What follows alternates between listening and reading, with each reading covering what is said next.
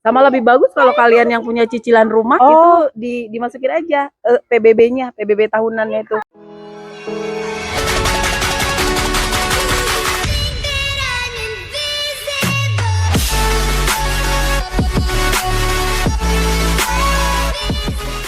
Halo, apa kabar? Kembali lagi di channel gue, Tita V. Kali ini gue akan kedatangan tamu dari Jakarta. Jadi teman gue ini memang sudah bolak-balik ke Australia sudah berapa kali. Kebetulan baru nikah dengan orang sini juga. Tapi dia datangnya dengan visa turis. Dia katanya sih di-approve dalam 1 hari. Gue kali ini mau makan malam sama dia di rumah. Dan kita akan ngobrol dengan dia. Gimana sih kok visanya bisa langsung di-approve? Apa aja syarat-syaratnya yang dia kirimkan? Oke, ikutin yuk.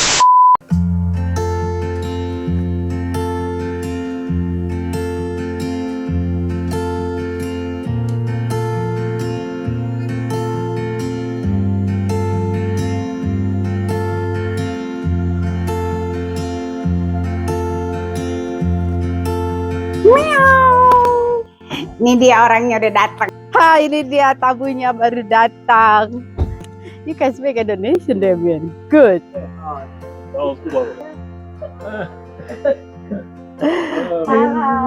Ketemu lah. Belum pernah. Ayo. Tuh ya si Ethan. Dulu ketemu waktu masih baby. Coba hug.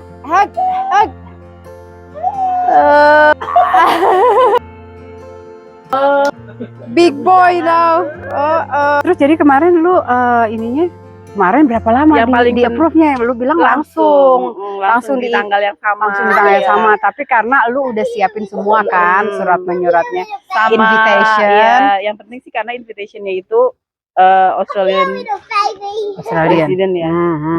Tapi memang itu juga dia kan ngasih lihat semua. Iya, sama bank account kita. Bank account lo enggak kan? Kenapa? Bank account lo enggak kan? Pakai.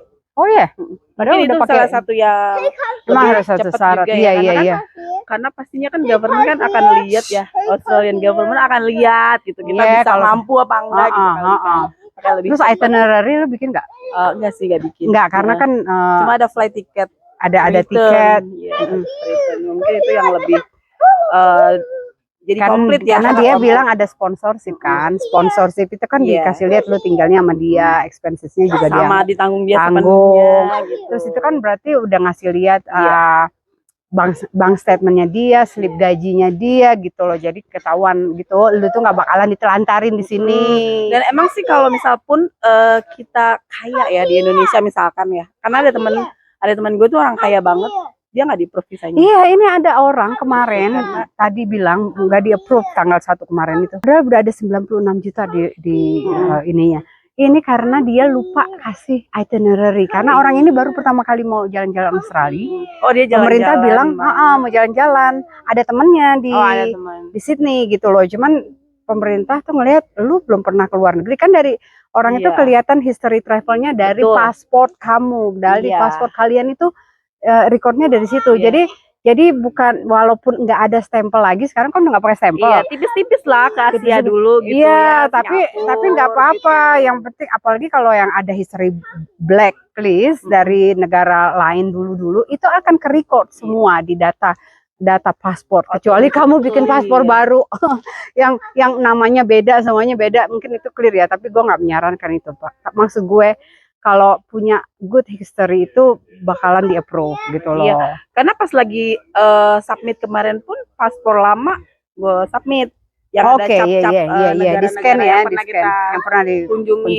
kayak pernah ke Singapura, Thailand, Malaysia gitu. Jadi itu better sih kalau misalkan ada teman-teman yang mau ke Aussie terus sebelumnya udah pernah ke negara-negara lain tuh better yang ada cap. Iya. Walaupun nggak ada sih sebenarnya nggak apa-apa. Kemarin ada yang pertama kali juga baru bikin, tapi memang dia udah lengkap semua dan ketahuan dia ada pekerjaan yang mengharuskan dia pulang kembali bekerja gitu loh. Jadi Australia nggak ngelihat orang ini datang ke sini itu mau kerja pakai itu visa turis gitu loh. Dari employernya ada keterangan. Iya, ada keterangan dia bekerja di situ dan dia akan kembali bekerja di tanggal segini. gitu loh. Terus juga kalau memang kalian ini sekarang, kalian ini lagi nganggur misalnya nih ya, terus pengen banget gitu kerja di Australia, itu udah bakalan nggak bisa masuk gitu loh, maaf. Kalian itu harus at least sekolah bahasa Inggris dulu. Terus ada keahlian apa dulu? Kalau kalian mau kesini untuk jalan-jalan misalnya, nggak kerja atau nggak ada jalan-jalan, kerja dulu deh setahun gitu kerja. Jadi at least nanti pas ngelamar ada surat dari tempat bekerja. Jadi imigrasi Australia nggak berpikir kamu itu mau bekerja ilegal di Australia gitu loh. Orang kaya itu pun ya, yang temen nggak di approve itu karena dia nggak punya kerjaan. Oh, karena kan kaya toko ya, emas ya, toko punya emas. toko emas. Duitnya sih banyak, justru malah itu yang dipertanyakan kan. Iya, ini duitnya dari mana? Banyak, tapi dia Iya kan? bukan seorang karyawan gitu kan. Jadi kayak nggak ada kewajiban dia buat balik. Terus dia punya uang banyak, dia bisa aja jadi ilegal kan di sini. Begitu. Oke. Terus apa lagi kemarin? Jadi berapa hari lu di Yeni, teman gue ini baru submit, udah langsung di approve. Tanggal 19 September langsung approval. Langsung approve. 19 Desember. Oke, jadi motivasi untuk kalian semua. Dan multi entry loh, 3 tahun. Ya, 3 tahun. Iya. Kemarin juga ada tuh orang-orang yang ngobrol sama gue gitu kan. Sebelum dia submit. Pas di submit dia langsung bilang sama gue, kok ini langsung di approve sih? Iya. Padahal orang itu dari pagi itu memang udah nanya bikin itinerary seperti apa. Gue bilang bikin lah gini, karena dia juga baru pertama kali itu. Komplit ya, berarti dokumennya memang gue bilang, dan dia bersih juga. Memang gue saranin untuk kalian semua tolong dilengkapi semuanya dulu, baru bikin aplikasinya. Jadi udah siap gitu kan. Di scan semua. Karena kan sekarang sistemnya online ya, udah nggak ada representative office kayak dulu di VFS Global gitu. Sekarang udah nggak bisa lagi online. Jadi submitnya semuanya online di situs resminya Australian Immigration yang resmi ya. Dan biayanya juga murah banget. 1,5 juta sekarang kalau dirupiahin. Begitu. Dulu lewat VFS Global tuh 2 juta lebih. Oh, agen itu ya? Iya. Jadi replaynya si Australian Embassy gitu.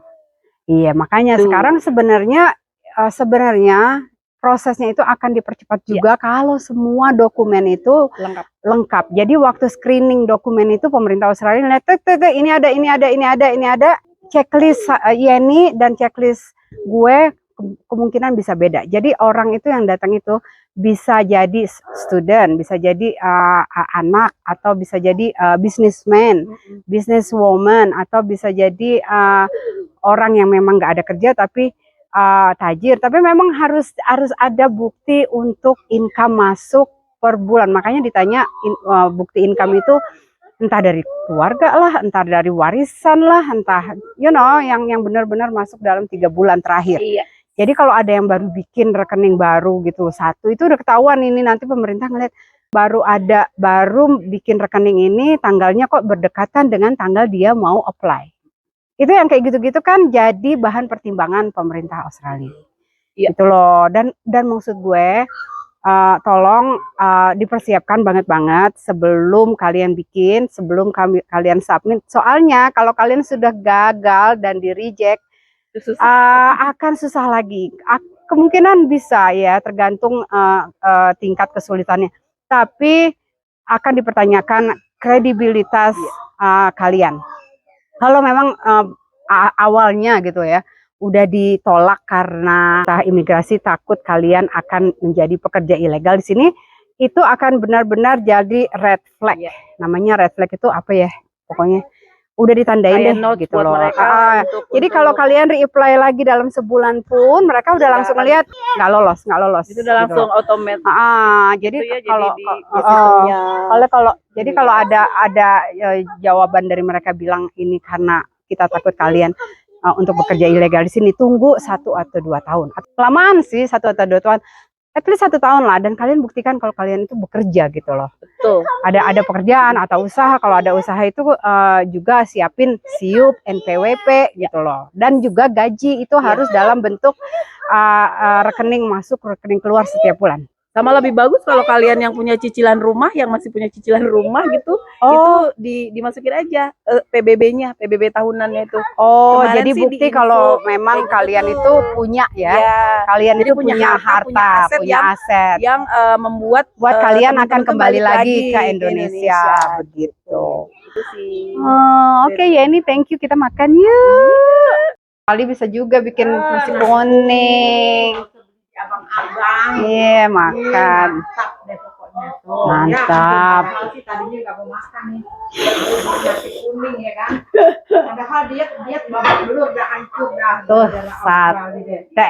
sateknya lagi. Ini masak sendiri, saudara-saudara. Nggak ada yang jualan ya kan, masak sendiri. Tempe, tahu. Gue yang masak tadi. Sama mamanya repot. Nyokap jalan. Masak sudah datang dulu ke sini. Go eat. Wedding present for you. Okay, you can have this. Yeah. Simple one. Have a look. Congratulations. That's for your photo. Ini Yang kita yang masak nih. Maya. Ini dia makan di luar. Asik ya kan. Kenapa, Mak? Nasi kuning. Nasi kuning, sate, sambal. Yeah. Belum ya? Belum kerekam.